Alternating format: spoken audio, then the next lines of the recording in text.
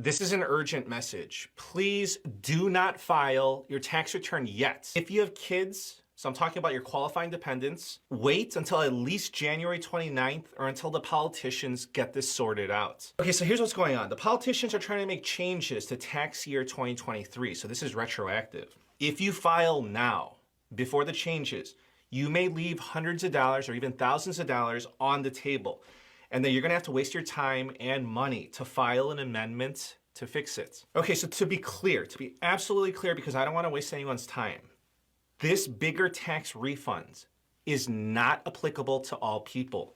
For this issue, there are three groups of people. So this is the best way that I can explain it. So group number one is, this is the group that has the people without children. People without children are qualifying dependents. You get nothing. The politicians are not including you in this conversation. This has nothing to do with you. The politicians are trying to give more money to people with kids. That's the truth. Group number two is that you have children and you will qualify this, like for a sure thing. And group number three is that you have children and you may or may not qualify. Okay, so let me break this down for you. I'm gonna give you 6 scenarios. If you're married with 1 kid or qualifying dependents, and you make approximately $45,000 combined or under, do not file your tax return yet. If you're married with 2 kids and you make a combined $63,000 or less, do not file your tax return yet.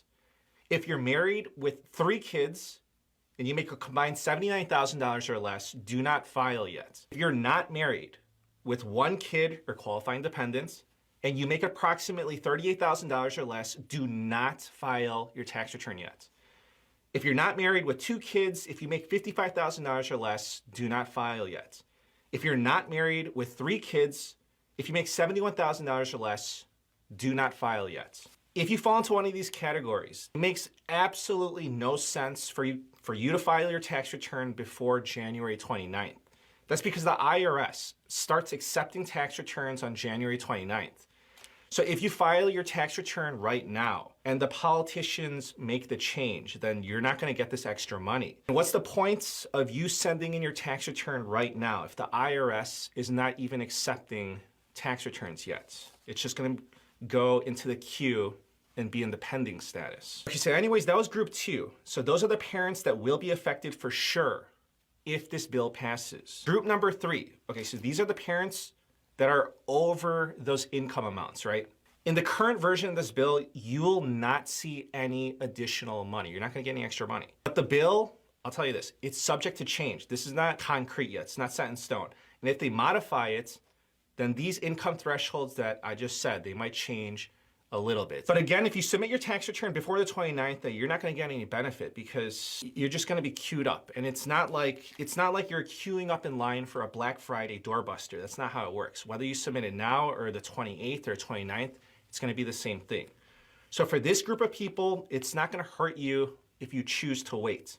And it might save you a lot of hassle if you do. Now, I wanna give you a status update of what the heck is going on. And I'm gonna explain to you, group 2 and group 3, what's going on with the parents and how I got those numbers. Okay, so the politicians are working on a bill and the leaders of the Democrats and the leaders of the Republicans in Congress have actually come to an agreement. Corporate tax breaks in exchange for an expansion of the child tax credit.